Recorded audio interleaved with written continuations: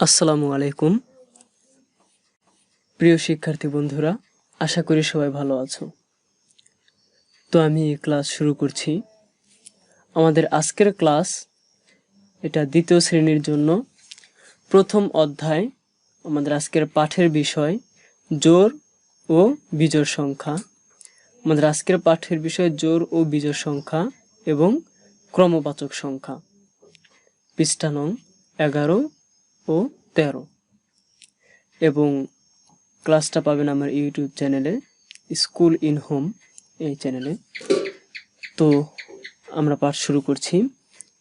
তো আমরা পাঠ শুরু করতে প্রথমে চলে যাব আমাদের টেক্সট বইয়ে। দেখো প্রিয় সোনামণিরা, এখানে তোমার টেক্সট যে বইটা আছে বা তোমার যে বোর্ড বইটা আছে সে বইয়ের 11তম পৃষ্ঠায় আমরা এসেছি। এইখানে আমরা দেখতে পাচ্ছি জোড় ও বিজোড় সংখ্যা, দুই ধরনের সংখ্যা।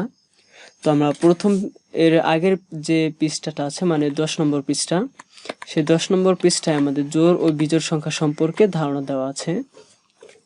এইখানে দেখো জোড় ও বিজোড় সংখ্যা কি। এইখানে বলা হয়েছে দুইটি দল ব্যবহার করে 20 পর্যন্ত সংখ্যাগুলো তৈরি করি।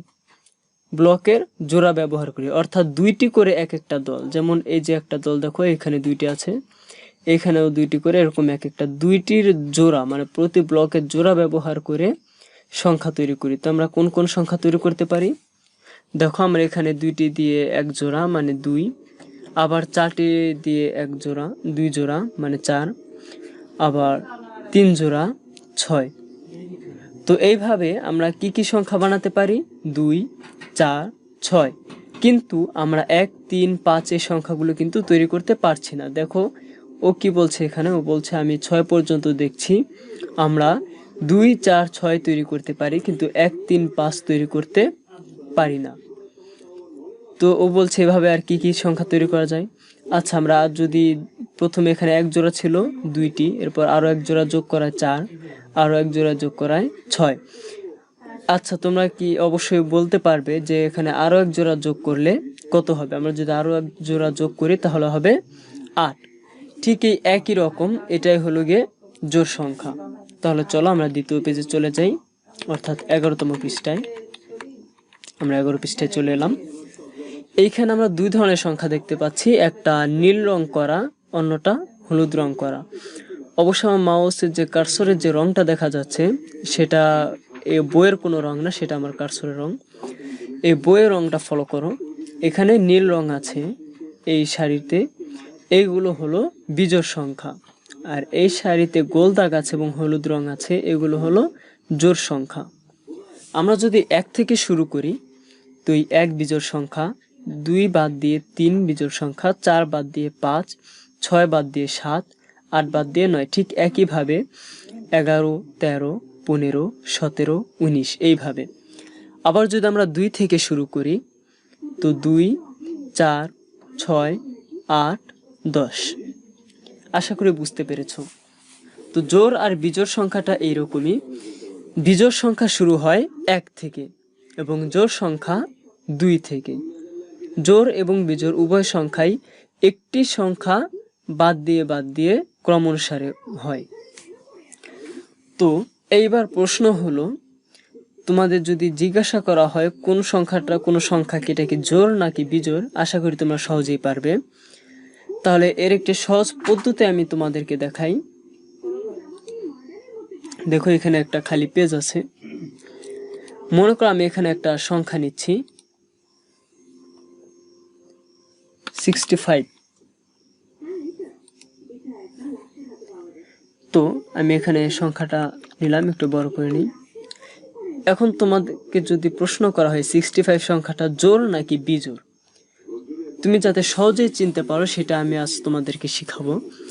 দেখো, যদি কোনো সংখ্যা এরকম 2 অথবা 3 অঙ্কের হয় অথবা এর চেয়ে বেশি অঙ্কের হয় তাহলে আমরা সহজেই চিনতে পারি। আমরা চেনার প্রথম উপায় হলো যে আমরা এই শেষের সংখ্যাটার দিকে ফলো করব। এখানে শেষের সংখ্যা অর্থাৎ একক স্থানের ঘরে যে সংখ্যাটা আছে সেটা হলো 5। আচ্ছা, তোমরা অবশ্যই বলতে পারবে 5 জোড় নাকি বিজোড়।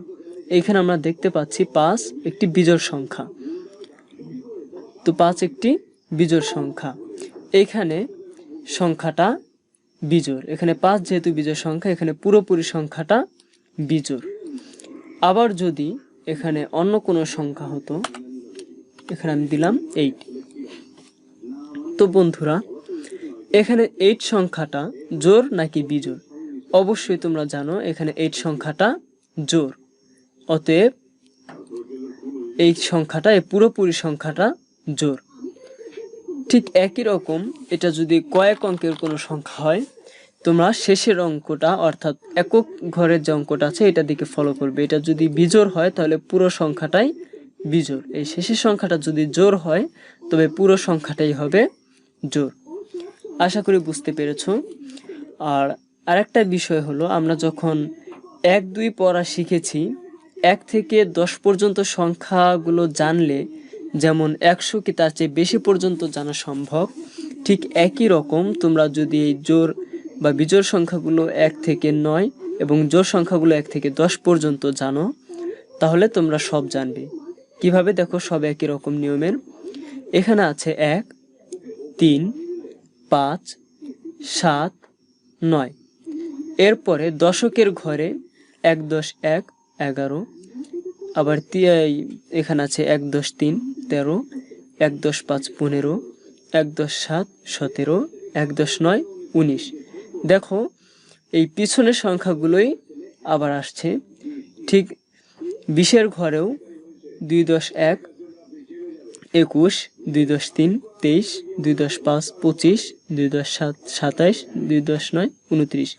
ঠিক একই রকমভাবে এই বিজোড় সংখ্যাগুলোও এখানে দেওয়া আছে।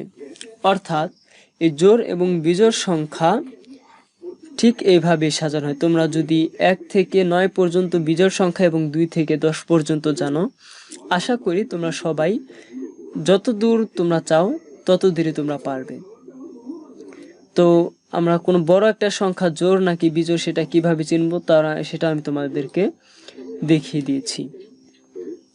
আশা করি তোমরা এখন সবাই এটা পারবে।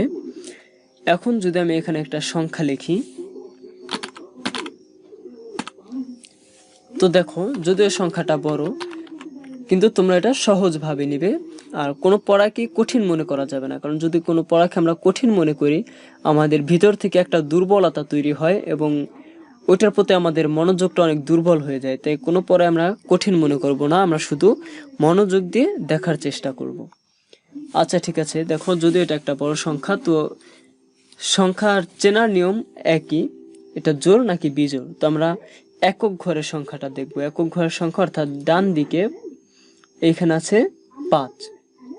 5 সংখ্যাটা বিজোড়, 5 সংখ্যাটা বিজোড়। এই দেখো, এখানে 5 বিজোড়, অর্থাৎ এখানে পুরো সংখ্যাটাই বিজোড়।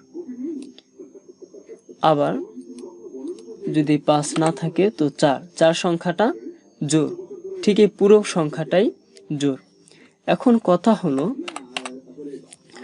এইখানে আমি মনে করো সবগুলি বিজোড় সংখ্যা নিয়ে শেষের সংখ্যাটা আমি জোড় নিলাম। এখন তোমরা হয়তো ভাবতে পারো যেহেতু এখানে বিজোড়ের সংখ্যা বেশি, সংখ্যাটা হয়তো বিজোড়, কিন্তু না, ঠিক একই নিয়মে আমরা ফলো করব যে শেষের সংখ্যা যেহেতু জোড়, এই পুরো সংখ্যাটাই জোড়। আর শেষের সংখ্যাটা যদি বিজোড় হয়, পুরো সংখ্যাটাই বিজোড়। আশা করি সবাই বুঝতে পেরেছো।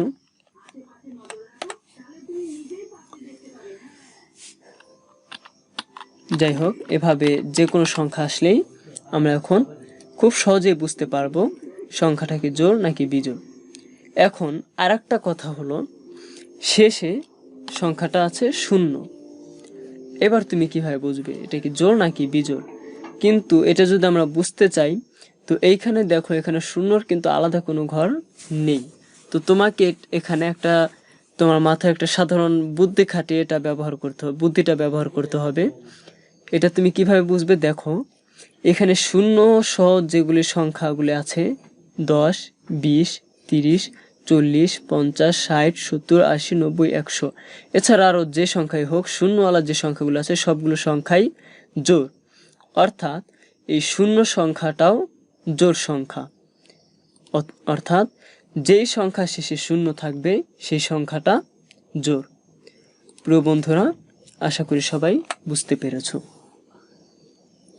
তো আমি জোড় বিজোড়ের ধাপ শেষ করছি, চলে যাচ্ছি পরবর্তী ধাপে, অর্থাৎ ক্রমবাচক সংখ্যায়। তো আমরা চলে যাচ্ছি 13 নম্বর পৃষ্ঠায়।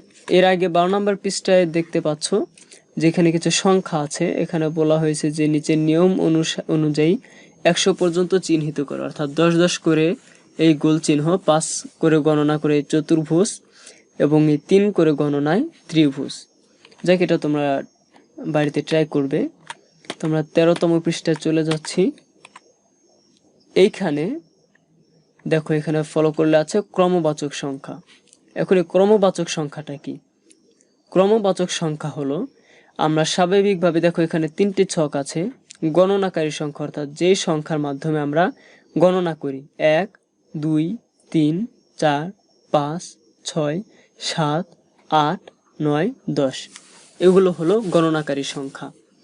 আর এই নিচে যে সংখ্যাগুলো দেওয়া আছে, প্রথম, দ্বিতীয়, তৃতীয়, চতুর্থ, পঞ্চম, ষষ্ঠ, সপ্তম, অষ্টম, নবম, দশম, এই সংখ্যাগুলো হলো ক্রমবাচক সংখ্যা। তো আমরা নিচে যে দেখতে পাচ্ছি এখানে 1 লেখে ম লেখা আছে, অর্থাৎ এটাও প্রথম। এখানে 2 লেখে বা 2 দিয়ে অন্তস্থ লেখা আছে, অর্থাৎ এটাও দ্বিতীয়, তবে এটা পূর্ণরূপ এবং এটা সংক্ষিপ্ত রূপ।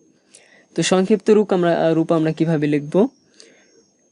আমরা সংক্ষিপ্ত রূপ লিখতে হলে এই গণনাকারী সংখ্যাটার প্রথমে লিখব এবং এই ক্রমবাচক সংখ্যা যে শেষের অক্ষরটা আছে সেই সংখ্যাটা তোমরা খেয়াল করলে দেখতে পাবে এখানে গণনাকারী সংখ্যা 1। তো আমরা এই সংক্ষিপ্ত রূপে প্রথমে যে 1 এবং ক্রমবাচক সংখ্যার শেষের অক্ষরটা ম, তাই এখানে ম দিয়ে সংক্ষিপ্ত রূপে প্রথম বোঝানো হয়েছে। ঠিক একই রকম ভাবে সবগুলো বোঝানো হয়েছে। উদাহরণস্বরূপ আমরা এই সংখ্যা এই স্টেপটা দেখি বা এই ঘরটা দেখি। এখানে সংখ্যাটা 4, গণনাকারী সংখ্যা আছে 4 এবং ক্রমবাচক সংখ্যা চতুর্থ। তো সংখ্যা সংক্ষিপ্ত রূপে কিভাবে লেখা হয়েছে? 4 দিয়ে থয়রে, অর্থাৎ দেখো যেহেতু এটা গণনাকারী সংখ্যায় 4, তো এখানে 4 সংখ্যাটি নেওয়া হয়েছে এবং চতুর্থর শেষের অক্ষরটা অর্থাৎ থয়রে নেওয়া হয়েছে, অর্থাৎ এটা সংক্ষিপ্ত রূপ। ঠিক একই রকম আমরা 1 2 যেভাবে গণনা করি, এই ক্রমবাচকও আমরা সেভাবে গণনা করতে পারি।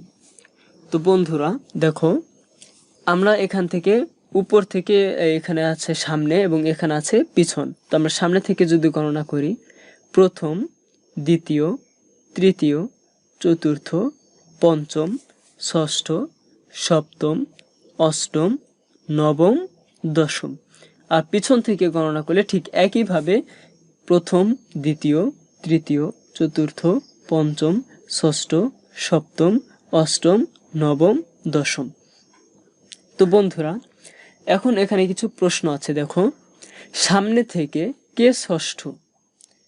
এই দেখো সামনে আছে নাসিমা। তো সামনে থেকে আমরা গণনা করি ঠিক 1 2 আমরা যেভাবে গণনা করতাম, আমরা যখন প্রথম বই হাতে ধরি তখন যখন আমরা 1 2 গণনা করা শিখি, ঠিক সেইভাবে আমরা গণনা করব। তো দেখো বলা হয়েছে যে সামনে থেকে কে ষষ্ঠ। তো আমরা সামনে থেকে গণনা করি, সামনে আছে প্রথমে নাসিমা। তো এখান থেকে আমরা নাসিমা থেকে শুরু করি। প্রথম, দ্বিতীয়, তৃতীয়, চতুর্থ, পঞ্চম, ষষ্ঠ। তো ষষ্ঠতে আছে রহিম, অর্থাৎ এই খালি ঘরে আমরা লিখব রহিম। সামনে থেকে ষষ্ঠ রহিম। এরপরে পিছন থেকে কে সপ্তম, অর্থাৎ পিছন সাইড এইখানে আমরা এখান থেকে গণনা করব। প্রথম, দ্বিতীয়, তৃতীয়, চতুর্থ, পঞ্চম, ষষ্ঠ, সপ্তম। পিছন দিক থেকে সপ্তম আকাশ। ঠিক 1 2 আমরা যেভাবে গণনা করি, ঠিক একই রকম ভাবে আমরা এই ক্রমবাচক সংখ্যাগুলো গণনা করতে পারি। ঠিক একই রকম ভাবে দেখো, আমি এখানে আরেকটা স্টেপ আছে। এখানে আলেয়ার অবস্থান কততম? সামনে থেকে এবং পিছন থেকে 2টি ধাপ আছে বা 2টি খালি ঘর আছে। তো সামনে থেকে আমরা দেখি আলেয়া এইখানে আছে, এই দেখো। তো আলেয়ার অবস্থান কততম? তো আমরা সামনে থেকে গণনা করি। প্রথম, দ্বিতীয়, তৃতীয়, চতুর্থ, পঞ্চম, ষষ্ঠ, সপ্তম, অষ্টম। তাহলে সামনে থেকে আলেয়ার অবস্থান অষ্টম, তাহলে আমরা এই খালি ঘরে লিখব অষ্টম।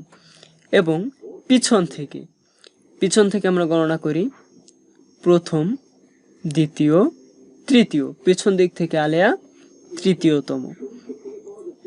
তো ঠিক একই রকম ভাবে তোমরা এটা গণনা করে এই খালি ঘরগুলো পূরণ করবে এবং এই সংখ্যাগুলো তোমরা শেখার চেষ্টা করবে। আর যখন আমরা উপরে ক্লাসে যাব এই সংখ্যাগুলো আমরা আরও পাবো, এখানে দশম পর্যন্ত আছে।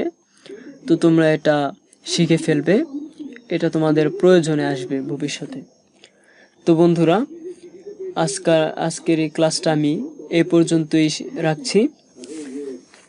তো আমি আজ যা যা দেখালাম এগুলি বাড়িতে আবার প্র্যাকটিস করবে মনোযোগ সহকারে, এবং যদি কোনো কিছু বুঝতে অসুবিধা হয় অবশ্যই ভিডিওর কমেন্ট বক্সে কমেন্ট করবে। এবং বড়রা যারা এই ভিডিওটা দেখছেন আপনাদের বাচ্চাদেরকে ঠিক এভাবেই পড়ানোর চেষ্টা করবেন, আর যাতে তারা খুব সহজেই বুঝতে পারে এইভাবে।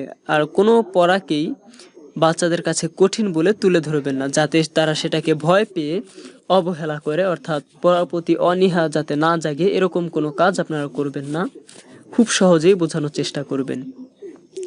তো সবাইকে আন্তরিক ধন্যবাদ। বাড়িতেই থাকুন, সুস্থ থাকুন এবং অপরকে সুস্থ থাকতে সহায়তা করুন। ধন্যবাদ সবাইকে।